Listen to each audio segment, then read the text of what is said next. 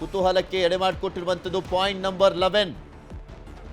ಗುಡ್ಡದ ಮೇಲ್ಭಾಗದಲ್ಲಿ point number 11 ಗುರುತು ಮಾಡಲಾಗಿದೆ. ಇವರಿಗೆ ತುಂಬಾ ಕಾನ್ಫಿಡೆನ್ಸ್ ಇದ್ದಿದ್ದು, ಈತ ತೋರಿಸಿದ್ದು 13 ಪಾಯಿಂಟ್ಗಳು. ಹೌದು, 1 to 13 ಪಾಯಿಂಟ್ಗಳು ಟೋಟಲಿ ತೋರಿಸಿದ್ದ ಅನಾಮಿಕ. ಆದರೆ 1 to 5 ನಲ್ಲಿ 0 ಏನು ಸಿಕ್ಕಿರಲಿಲ್ಲ. 6 ನಲ್ಲಿ ಮಾತ್ರ ಅವಶೇಷ ಸಿಕ್ಕಿದ್ದು.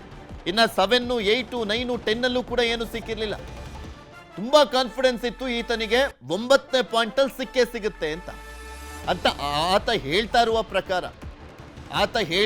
ಪ್ರಕಾರ 9ನೇ ಪಾಯಿಂಟಲ್ಲಂತೂ ಇದ್ದೇ ಇದೆ.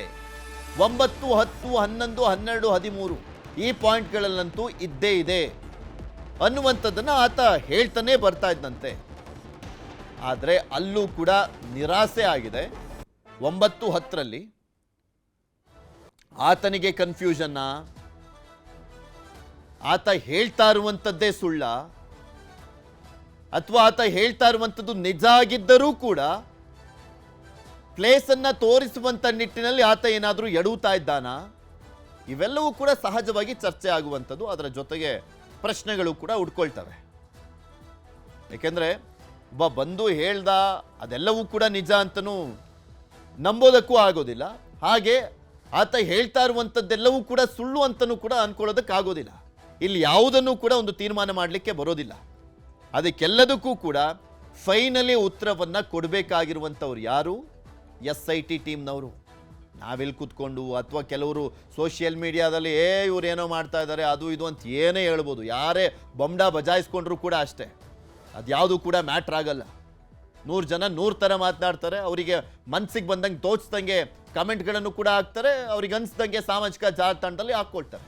ಎಲ್ಲೋ ಕೂತ್ಕೊಂಡು ಯಾರೋ ಏನೋ ಹೇಳ್ದ ಅನ್ನುವ ಕಾರಣಕ್ಕೋಸ್ಕರ ಕಮೆಂಟ್ಗಳನ್ನು ಹಾಕೋದು, ಸ್ಟೇಟಸ್ಗಳನ್ನು ಹಾಕೋದು ಮಾಮೂಲಿ. ಆದರೆ ಅದಕ್ಕೆ ಕ್ಲಾರಿಟಿ ಸಿಗಬೇಕಾಗಿರುವಂಥದ್ದು ಯಾರಿಂದ? SIT ಇಂದ. ಆ ಕ್ಲಾರಿಟಿ ಈ ಬಾರಿನಾದರೂ ಸಿಗುವಂಥ ಸಾಧ್ಯತೆ ಇದೆಯಾ ನೋಡೋಣ. ಇದ್ರ ಬಗ್ಗೆ ಇನ್ನಷ್ಟು ಮಾಹಿತಿಯನ್ನು ಪಡ್ಕೊಳ್ಳೋಣ. ನಮ್ಮ ಪ್ರತಿನಿಧಿ ಕಿಶನ್ ನಮ್ಮ ಜೊತೆ ಸಂಪರ್ಕದಲ್ಲಿ ಜಾಯ್ನ್ ಆಗಿದ್ದಾರೆ. ಕಿಶನ್, ಅಪ್ಡೇಟ್ಸ್ ಏನು ಸಿಗ್ತಾ ಇದೆ? ಪೃಥ್ವಿರಾಜ್, ಸ್ಪಾಟ್ ನಂಬರ್ 11 ಇದು ಬಹಳಷ್ಟು ಕುತೂಹಲವನ್ನ ಕೇಳಿಸ್ತಾ ಇದೆ. ಯಾಕೆಂದ್ರೆ ಸುಮಾರು ಅರ್ಧ ಗಂಟೆಯ ಅವಧಿ ಸಂದರ್ಭದಲ್ಲಿ ಸ್ಪಾಟ್ ನಂಬರ್ ಏನಿದೆ ಅದು ಈಗ ಆಗ್ತಾ ಬಂತು. ಅರ್ಧ ಗಂಟೆಯ ಅವಧಿಯ ಸಂದರ್ಭದಲ್ಲಿ ನಂಬರ್ 11ನ ಉತ್ಖನನ ಕಾರ್ಯ ಯಾವುದೇ ರೀತಿಯಾಗಿ ಆಗ್ತಾ ಇಲ್ಲ. ಯಾಕೆಂದ್ರೆ ಈ ಸ್ಥಳಕ್ಕೆ ಬಂದ ನಂತರವಾಗಿ ಅನಾಮಿಕ ವ್ಯಕ್ತಿ ಹೇಳ್ತಾ ಇದು ಜಾಗ ಅಲ್ಲ, ಸ್ವಲ್ಪ ಮೇಲ್ಭಾಗದಲ್ಲಿ ಗುರುತು ಮಾಡ್ತೇನೆ ಅಂತ ಹೇಳಿ. ಹಾಗಾಗಿ AC ಸಹಿತ ಎಲ್ಲ ಅಧಿಕಾರಿಗಳು ಆತನನ್ನ ಕರ್ಕೊಂಡು ಹೋಗ್ತಾ ಇದ್ದಾರೆ. ಬಂಗ್ಲಾ ಗುಡ್ಡೆಯ ಮೇಲ್ಭಾಗದ ಪ್ರದೇಶದಲ್ಲಿ ಅಲ್ಲಿ ಆತ ಸ್ಥಳವನ್ನ ಗುರುತು ಮಾಡುವಂತಹ ಸಾಧ್ಯತೆಗಳು ಕೂಡ ಇರುವಂತದ್ದು. ಹಾಗಾಗಿ ಘಟನಾ ಸ್ಥಳಕ್ಕೆ ಬಂದು ಅರ್ಧ ಗಂಟೆ ಆದ್ರೂ ಕೂಡ ಯಾವುದೇ ರೀತಿಯ ಉತ್ಖನನ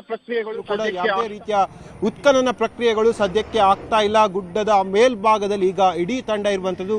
ಅಲ್ಲಿ ಆತನನ್ನ ಸ್ಥಳ ಮಹಾಜರು ಮಾಡಿ ಅಲ್ಲೇ ಉತ್ಖನನ ಮಾಡ್ತಾರಾ ಅಥವಾ ಬೇರೆ ಈ ಮೊದಲಿದ್ದಂಥ ಸ್ಥಳಕ್ಕೆ ಬಂದು ಇಲ್ಲಿ ಮೊದಲು ಆರಂಭಿಸಿ ಆನಂತರವಾಗಿ ಆ ಸ್ಪಾಟಿಗೆ ಹೋಗ್ತಾರಾ? ಅದು ಬಹಳಷ್ಟು ಈಗ ಪ್ರಶ್ನೆಯಾಗಿ ಉಳಿದಿರುವಂಥದ್ದು. ಇದಕ್ಕೆ ಉತ್ತರವನ್ನ SITಯ ಪ್ರಮುಖರೇ ಕೊಡಬೇಕಾಗತ್ತೆ. ಯಾಕೆಂದ್ರೆ ಸ್ಪಾಟ್ ನಂಬರ್ 11ಕ್ಕೆ ಬಂದ ಬಳಿಕವಾಗಿ ಅನಾಮಿಕ ವ್ಯಕ್ತಿಗೆ ಮತ್ತೆ ಸಂಶಯ ಬಂದಿರುವಂಥದ್ದು. ಯಾಕೆಂದ್ರೆ 9, 10ರಲ್ಲಿ ಆತನ ಅಂದಾಜು ತಪ್ಪಿದ ಹಿನ್ನೆಲೆಯಲ್ಲಿ 11ಗೆ ಬಂದ ತಕ್ಷಣವಾಗಿ ಆತ SIT ಅಧಿಕಾರಿಗಳ ಮುಂದೆ ಹೇಳಿರುವಂಥದ್ದು, ಸ್ವಲ್ಪ ಅಂದಾಜು ತಪ್ಪಿದೆ, ಮೇಲ್ಭಾಗದಲ್ಲಿ ಗುರುತು ಮಾಡಿರುವಂತಹ ಪಾಯಿಂಟ್ ಇದೆ, ಅಲ್ಲಿ ಹೋಗೋಣ ಅದರ ಬಗ್ಗೆ ಹೇಳಿರುವಂಥದ್ದು. ಈ ನಿಟ್ಟಿನಲ್ಲಿ SITಯ ಇಡೀ ತಂಡ ಆತನನ್ನ ಬಂಗ್ಲಾಗುಡ್ಡೆಯ ಮೇಲ್ಭಾಗದ ಪ್ರದೇಶಕ್ಕೆ ಕರ್ಕೊಂಡು ಹೋಗಿದೆ ಮತ್ತು ಕಾರ್ಮಿಕರು ಕೂಡ ಆ ತಂಡದ ಜೊತೆ ಹೋಗಿರುವಂಥದ್ದು. ಅಲ್ಲಿ ಉತ್ಖನನ ಮಾಡ್ತಾರಾ ಇಲ್ವಾ ಅನ್ನೋದು ಬಹಳಷ್ಟು ಕುತೂಹಲವನ್ನು ಕೂಡ ಕೇಳಿಸಿದೆ. ಯಾಕೆಂದರೆ ಸದ್ಯಕ್ಕೆ SIT ತಂಡದ ಪ್ರಮುಖರಾಗಿ ಇಲ್ಲಿ ಇರುವಂಥದ್ದು SP ಜಿತೇಂದ್ರ ಕುಮಾರ್ ದಯಾಮ, DIG ಅನುಚೇತ್ ಕೂಡ ಬೆಂಗಳೂರಲ್ಲಿರುವಂಥದ್ದು, ಪ್ರಮುಖರು